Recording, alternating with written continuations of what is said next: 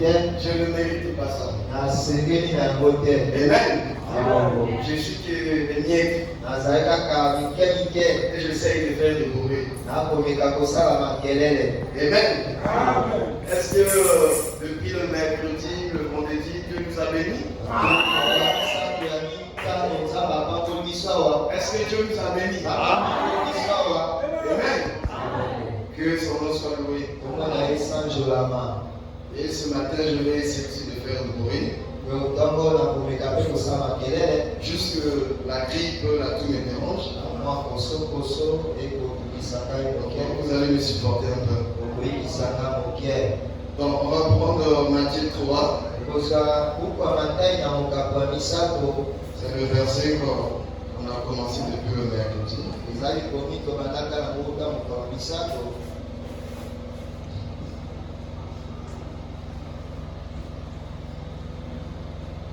Matthieu 3, 13.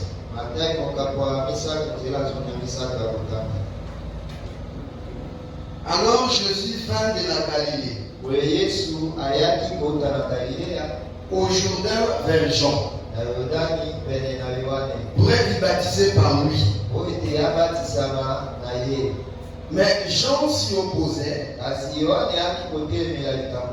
en disant: c'est moi qui ai besoin d'être baptisé par toi, et tu viens à moi. Jésus lui répondit: laissez faire maintenant, car il est convenable que nous accomplissions ainsi tout ce qui est juste. Et Jean ne lui résista plus. Dès que Jésus lui était baptisé, il sortit de l'eau. Et voici les yeux s'ouvrirent. Et il vit l'Esprit de Dieu descendre comme une colombe et venir sur lui. Et voici une voix fit entendre des cieux ces paroles: celui-ci est mon fils bien-aimé, en qui j'ai mis toute mon affection. Amen. On va prendre Ésaïe 41. Pour enlever un peu la tristesse. Pour savoir que nous avons un Dieu. Amen. Et il nous écoute. Je vais prendre Ésaïe 41. Je vais commencer au verset 8. Mais toi, Israël, mon serviteur, Jacob que j'ai choisi. Amen. Nous sommes le peuple de Dieu, n'est-ce pas? C'est Dieu qui nous a choisis. Amen. Jacob que j'ai choisi. Race d'Abraham que j'ai aimé. Amen. Toi que j'ai pris aux extrémités de la terre et que j'ai appelé d'une contrée lointaine, et qui j'ai dit, à qui j'ai dit, tu es mon serviteur, je t'ai choisi et ne te rejette point. Ne crains rien, car je suis avec toi. Amen. Ne crains rien, car je suis avec toi. Ne promène pas des regards inquiets,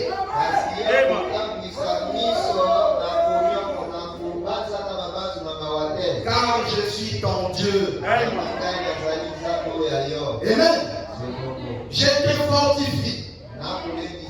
Je viens à ton secours. Je te soutiens de ma droite. Voici, ils seront confondus. Ils seront couverts de honte.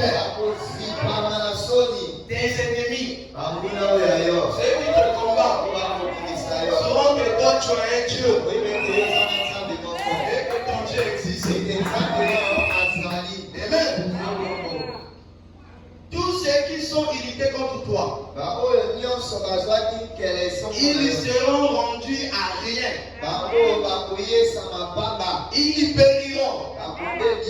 Ceux qui disputent contre toi, tu les chercheras et tu ne les trouveras plus. Que le Seigneur bénisse la lecture de sa parole. Amen. Alors, depuis le mercredi,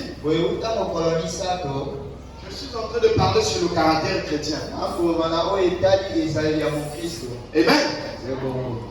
Parce que Jésus, il est l'exemple de tous les croyants. Même Jésus qui était le Fils de Dieu, pour bien marcher sur la terre, il fallait que l'Esprit de Dieu puisse descendre sur lui. Amen. Alors que Jésus n'a jamais été né par le péché. Par les paroles d'un ange appelé Gabriel, Marie a cru et l'enfant s'est créé au ventre. Mais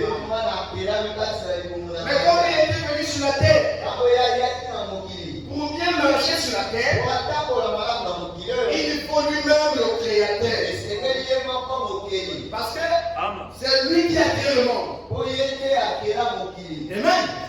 Voilà pourquoi j'ai pris Matthieu 3 pour le fondement de notre sujet. Alors, revenons ici. Le vendredi, je disais, il arrive parfois qu'on a des combats. Parfois on pose des questions. Mais pourquoi il y a toujours des combats dans la vie? Parfois Dieu les permet pour que tu sois toujours en prière. Amen. Parce que c'est que nous, ces enfants, on est souvent négligents. Voilà pourquoi Dieu il permet parfois des problèmes. Parce que nous ici-bas, nous ne sommes pas en repos. Depuis que la guerre a commencé au ciel, et cette guerre a quitté les ciels et venu sur la terre. Et depuis lors, et le combat fait rage. Maintenant, pour être positionné, pour être un bon soldat, il faut être bien formé. Et voilà pourquoi celui qui nous encadre, c'est lui-même le Seigneur Dieu. Amen. Et Dieu, c'est la parole. Alors nous voyons aujourd'hui ce qui se passe dans nos églises. Amen. Cette église, s'il s'agissait des personnes, il devait y avoir beaucoup de gens dehors. Parce que si on peut compter le nombre de personnes qui ont été baptisées ici, c'est des milliers de personnes. Mais où sont-ils? Amen. Où sont-ils? Les prédicateurs puissants sont passés ici. Ils nous ont prêché des prédications. Des corps étaient cassés. Les gens étaient sous option. On a prophétisé. On a chanté. Et la paix c'est où? Ils sont où? Amen. Et d'autres se retrouvent dans le monde. Amen. Ça veut dire qu'il y a un, ça ne va pas. Jésus lui-même, Dieu créateur. Quand il prêchait, Jésus ne prêchait pas dans les sensations ou dans les agitations. Mais c'était des paroles qui sortaient de Jésus. Qui faisaient la différence. Parce que ce que Jésus disait, c'était ça la vie éternelle. Amen. Voilà pourquoi quand on vient à l'église, on va chercher le créateur. On vient avec une ensemble. Pour que lui, Dieu, il puisse commencer avec l'homme intérieur, qui est l'âme. Parce que Jésus, il est mort à la croix pour nos âmes.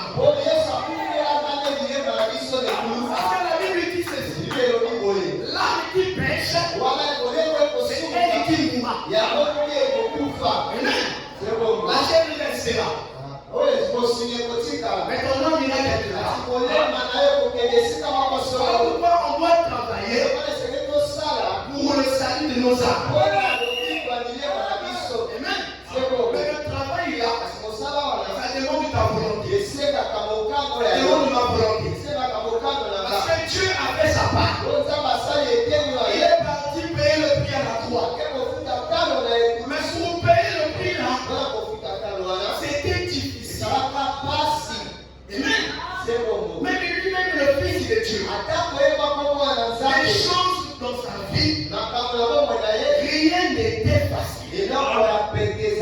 Jusqu'à sa mort à la croix. C'était épreuve sur les difficulté sur difficulté. Pour être forgé, pour être positionné. Si Dieu a pu le faire pour son fils, attends le plus fort de nous. Amen. Attends le plus fort de nous. Nous les humains, nous aimons la facilité. Mais quand on prie, il faut que Dieu nous donne. Si Dieu est un peu patient, soit que tu vas changer l'église. Quand le pasteur n'est pas puissant, tu vas chercher l'église avec des sensations. Dieu n'est pas dans les sensations. Amen. Dieu n'est pas dans les bruits. Il est tellement grand, mais pour se faire manifeste, il se fait petit. Amen. Et c'est comme ça, et c'est là où on peut trouver Dieu. Amen. Alors on va travailler pour nos âmes. Le caractère du chrétien. Comment dois-je faire pour avoir le caractère du chrétien? Alors il faut commencer avec le fondement. Le fondement qui est la parole. Malachie est venu pour nous ramener à la foi de nos pères. Amen. Pour nous repositionner. Parce que Jésus avait positionné les apôtres. Et quand le Saint-Esprit est venu, c'était bien classé. Donc il faut commencer avec la parole. Et puis la croix. Parce que si tu commences mal, tu finiras mal. Si tu fais le compromis avec la parole, et ta fin sera aussi dans les compromis. Voilà pourquoi on est division, on est des disputes, des séparations. On a donné le Saint-Esprit aux gens et on a retiré aussi nos Saint-Esprit. Amen. Surtout ceux du message. Vous voulez que Dieu donne le Saint-Esprit aux gens, et c'est nous les humains qu'on donne le Saint-Esprit. Amen. Et quand la personne a commis des rêves, parmi les biens qui s'est élevé, on le prend, on le jette dans l'enfer. Mais quand Dieu sait les lignes amants, l'âme là est scellée pour toujours. L'âme là est sauvée. Amen. C'est là où le prophète a parlé de la statue d'un homme parfait. On parle du Saint-Esprit qui est la foi. Amen. Alors je vais lire le prophète.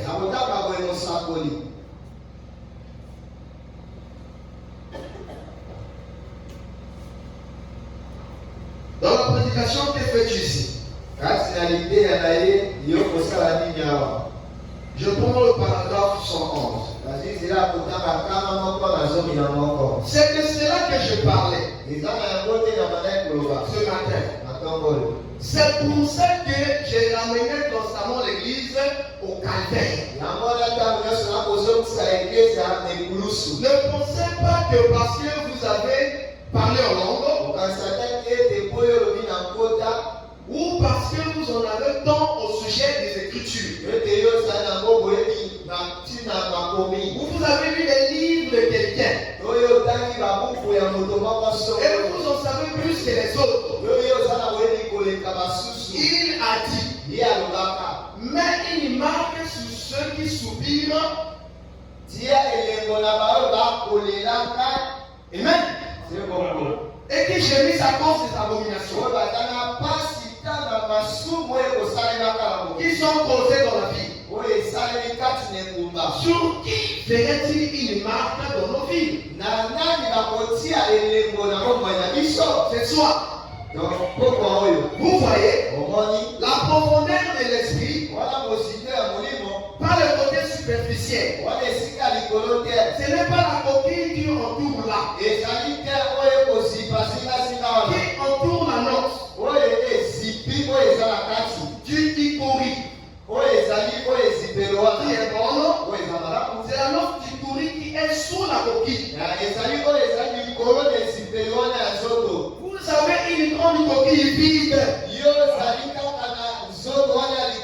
Vous n'avez rien là-dessus. C'est dont nous avons besoin ce soir. C'est une profondeur de l'amour de Dieu. Amen. Lorsqu'Élie a entendu cette voix tranquille, rien n'a pu le perturber.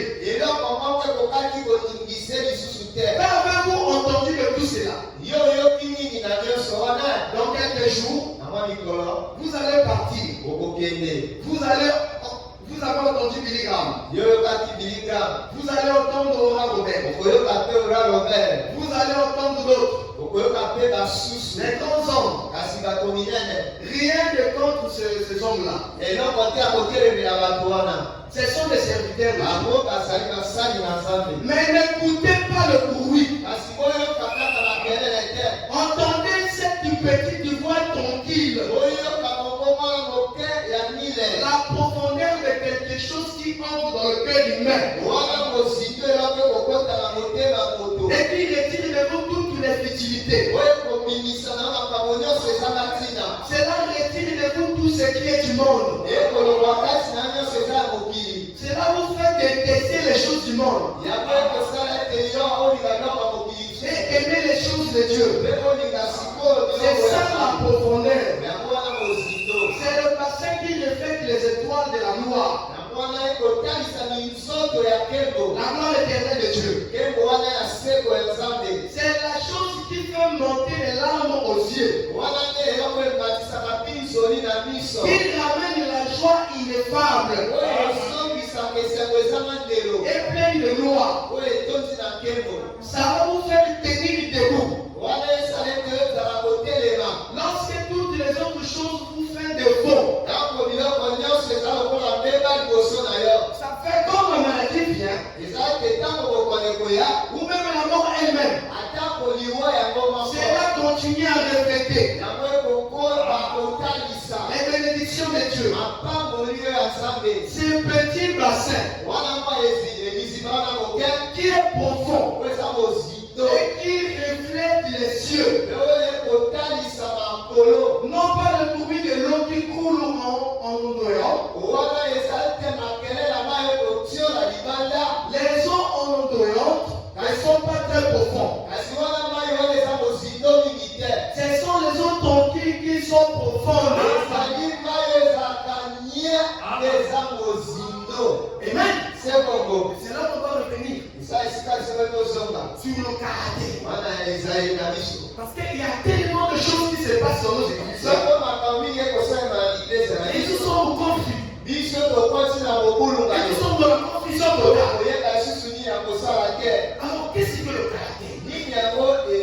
Quand on parle du caractère, on parle de la nouvelle naissance. Qui est le Saint-Esprit? Parce que c'est le Saint-Esprit qui positionne le croyant. Sans la nouvelle naissance, tu ne seras jamais stable. Tu n'auras jamais le caractère de Christ. Pour avoir le caractère de Christ, il faut que ton âme soit régénérée. Pour recevoir la lumière. Parce que nous sommes nés dans le péché. En nous, il y a les ténèbres.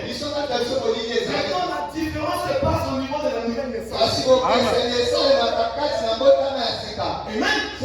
Parce qu'une personne qui a créé le monde de nouveau, sa façon d'être, sa façon de vivre, sa façon de parler, de vivre dans la société, ça sera une personne différente.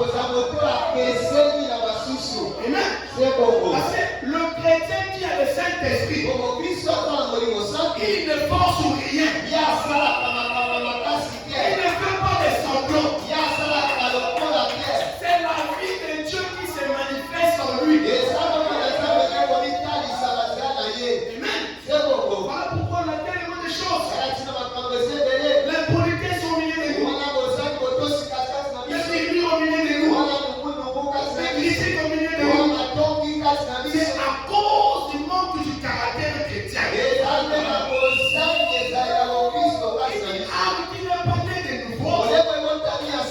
Cette personne-là est très dangereuse.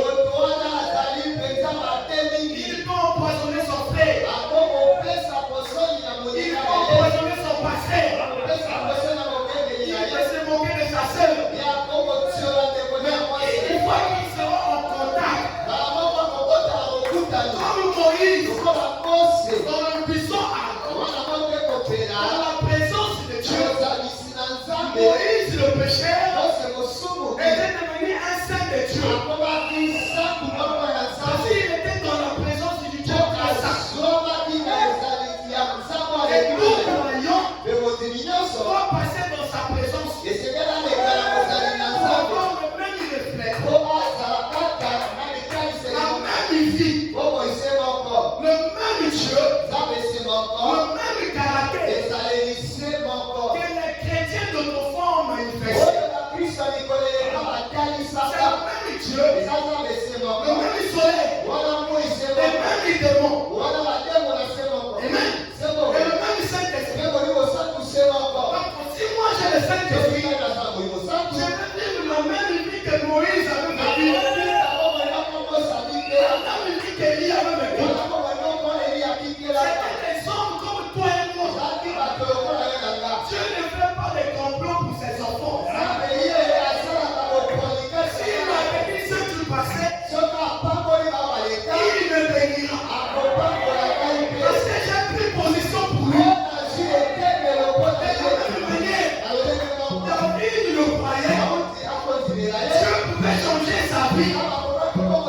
Sinon, si je crois, le même Dieu est capable de changer ma vie. De changer ma situation. Amen.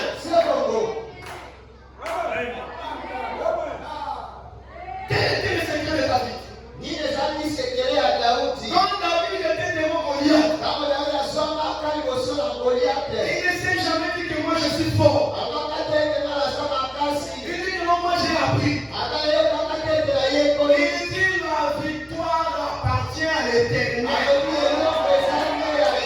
C'est de lui qui vient notre force.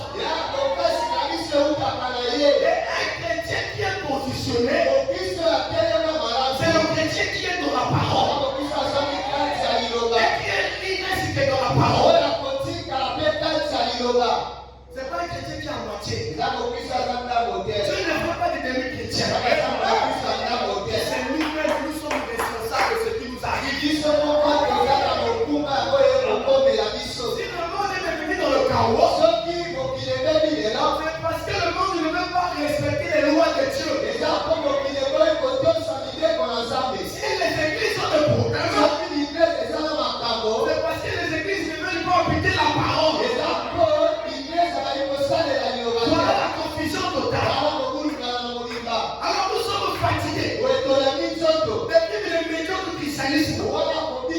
Il est temps que le Dieu qui est avec Ibrahim, qui doit aussi devenir mon Dieu. Il peut pas quitter le monde. Il doit quitter les rochers. Il doit aussi l'expérimenter.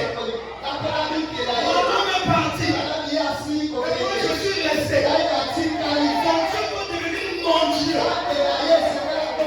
C'est pas aussi en contact avec cet être-là. Il dit moi je m'en irai. C'est qui même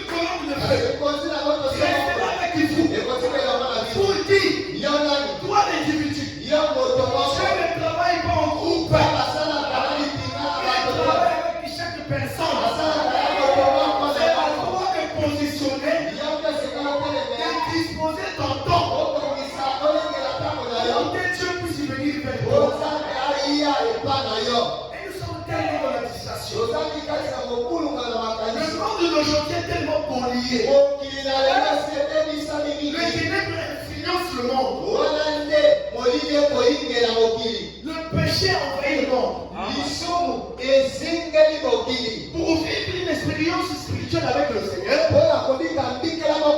ça demande une vie de consécration. Une vie de consécration.